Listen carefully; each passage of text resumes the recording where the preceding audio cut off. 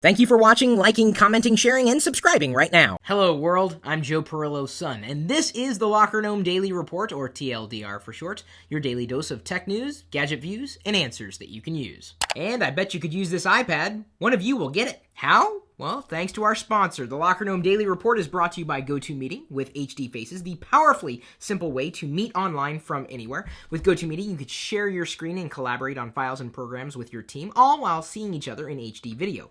Easily launch or join a meeting using your computer, phone, or tablet. Even from your iPad, you could present or view from there. I use GoToMeeting all the time, especially when I'm working with my Vlogger Fair associates to make sure that's a great event, which I hope everybody out there is going to come to meet me, Soldier Knows Best, John for Lakers, and some of YouTube's top vloggers.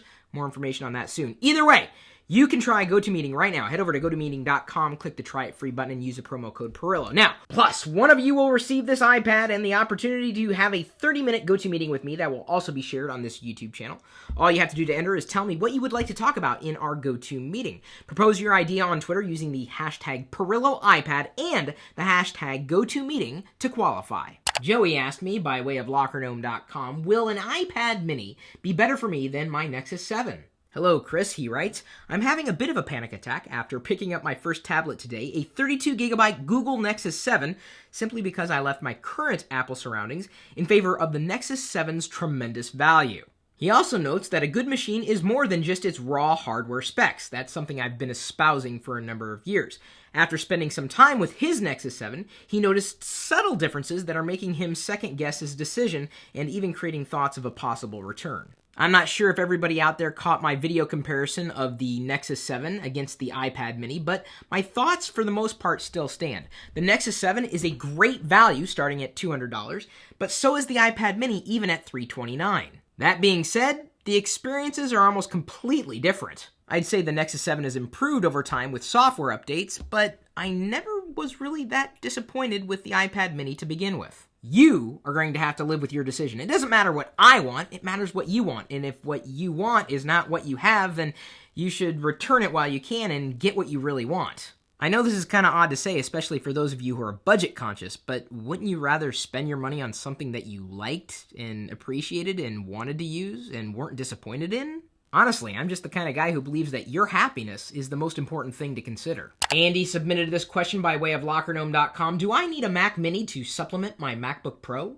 He's apparently using his laptop as both his work laptop and his desktop. And if that's the case, why would you need any other kind of computer? If you're using one machine as everything, don't spend more money on something that you may not actually use. And I know he was specifically asking about the Mac Mini and the MacBook Pro, but again, I would say the same thing even if you were using a Windows PC or a Linux PC or any PC. Ravtoy asked me, does an HDMI port matter on an all-in-one PC? Apparently, he's looking to purchase a 20-inch all-in-one PC, but one complaint he noted in a few reviews that he's read is the lack of HDMI ports. Really? That's a complaint for all-in-one PCs? I understand it being a complaint possibly for notebook computers or laptops because some people connect those to larger screens, but does anybody really connect all-in-one PCs to larger screens?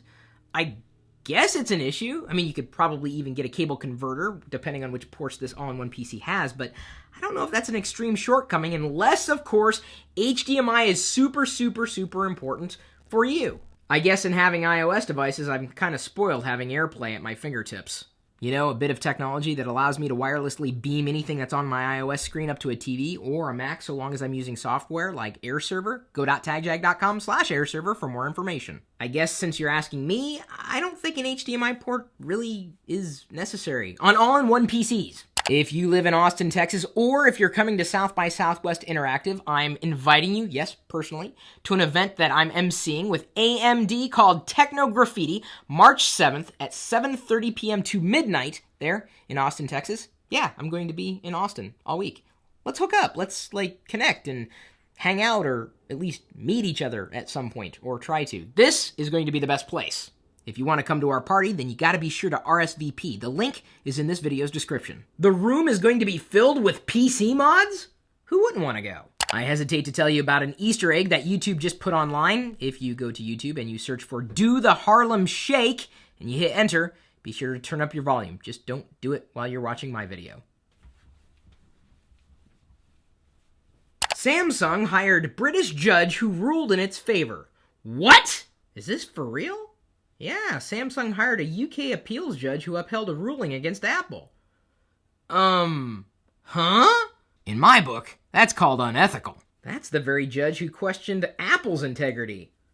Hello, pot! Let me call the kettle black. FCC set to investigate cell phone unlocking ban. Good for them for doing their job, unless of course they're going to lose their jobs in this whole sequestering mess. If you head over to deals.lockergnome.com right now, you'll see that we're offering the Adobe CS6 training bundle for 88% off. Hey, if you wanted to learn, there's going to be no more affordable way. Oh sure, you could save a few more bucks by looking for screencasts on YouTube for free, but this would save you a lot of time, and you know that information is more than just information, it's wisdom. Our question of the day is brought to you by GoDaddy.com, and if you want to save money on your next purchase, just email me first, chris@Pirillo.com. I will send you my latest list of coupons. And here, once again, to answer your questions is my father, Joe Pirillo. Okay, let me get Dad. Dad? Where the hell's Dad? Kyle Mueller asks, why does your dad still use Windows XP? I use Windows XP because it's the thing I'm most familiar with, and it still does the things I want it to do, so why change? Piero Alberto Montas Almonte asks, what does your dad think about Windows Phone 8? Windows Phone 8, I haven't really looked at it. Ooh, this is a Windows Phone 8.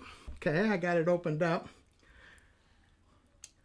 Now my first reaction after looking at this first screen after I got it open is that I can see how it is designed to look like the Windows 8 that I saw on the Surface Pro the other day.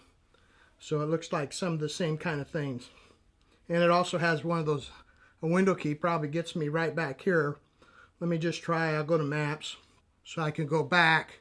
So I think once you use the one device with Windows 8, then that's going to kind of make all this tie together. Looks like they got some, your emails on there, internet. So it's a little recognizable, and quite frankly, I feel, even though this is really relatively new to me, I feel more comfortable with this because it's smaller and it fits in this hand, and I can move this, and I'm not dealing with a lot of weight. I don't know if that makes sense, but it does to me. You mean in comparison to Windows 8? Yeah, just in Windows 8 in general, how it's easier, it seems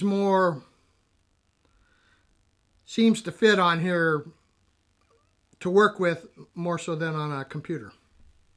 Well, I know this is a computer too, but I mean on like a laptop or something. And that's the first time you've touched a Windows Phone 8? It is, yes. Because I had to stop and think how... First, you tried to find things familiar. Again, going back to the XP question, I use XP because I'm familiar with it. I think the same thing would evolve with Windows 8. If a person gets used to this, oh, that's a familiar face. You can set up these tiles, it looks like, to what you want to personalize it. So it might be interesting to work with one of these, just because it feels comfortable. I don't know if I should say this. It feels more like an iPhone. Only the tiles rather than little icons.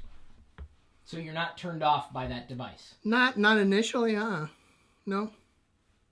I think it seems to do a lot. Like, for example, settings, it still has the gear like it is on my Windows 8, so I'm sure that's where you go in and set all your system type things. So this looks like it'd be pretty easy to work with. But you're not ready to abandon your iPhone yet? No, again, I think I got the camera set up. No, not really. I like my iPhone. I got used to it, and there's a lot of things I can do on that. Again, maybe my iPhone is my new XP in that, like I do, what videos I've been doing on YouTube, I do everything on my iPhone. I don't do anything on the computer. I would like to migrate, if that's the right word to use, migrate my editing of my YouTube movies to my MacBook. I do have a MacBook. All right, so the last question from our community, at least for today, Chad Gregory asks, does your dad think Windows 8 is a win or a fail for Microsoft? My gut reaction to the answer to that question is that I think it's going to continue to be a thorn in the side of Microsoft, because again, I think there's a lot of big businesses that still currently use some prior form of Windows. Probably a lot of them have migrated. Well, a lot of them still haven't gone to Windows 7. But each time a major business, say you got 3,000 employees, you got to train everybody. When they went from XP to Windows 7 or whatever, they had to learn that whole new system. Now you're going to turn around in a shorter period of time and want them to go from the Windows 7 to a Windows 8. And I think that's a lot of expense for a company. On the personal side, I think unless they're lucky enough to have someone like I do, my son, that introduces me to these things, and then I don't force myself. I kind of like to get in there and play with it a little bit. I do have the Surface Pro downstairs, and I do plan to work on that, but quite frankly, after picking up the phone, it seemed like it was a little more easier to work with the phone. So, was it a win or a fail? I think in the long run it's going to be a fail. I think they're going to have to back off and do something different. I don't know if it'd be a pricing thing, or they're just going to have to reinvent what they're doing to win some customers back that I feel they've lost. So they've kind of lost you, or they're in the process of losing you? I don't think they're in the process of losing me, as long as they keep Excel and Word and those kinds of things going, unless they're able to work with other platforms. I mean, like if I could do Excel or Word on other different platforms, I would probably continue to use their software. I guess the hardware, you can make the hardware anything you want it to be, I guess, with parallels and all the other kinds of things that everybody talks about. Thanks again, Dad. If you have a question for my father, feel free to ask it in the comments thread below. And hopefully we'll be able to answer your question, so long as it's a question that he could answer, or that would possibly lead to an interesting answer. And hopefully you found this video interesting enough to like and share it with everybody that you know, or at least one other person. I'd be happy with that, because I'm assuming you're happy with us to the point where you watched all the way to the end of the video. Thanks again. We'll see you later.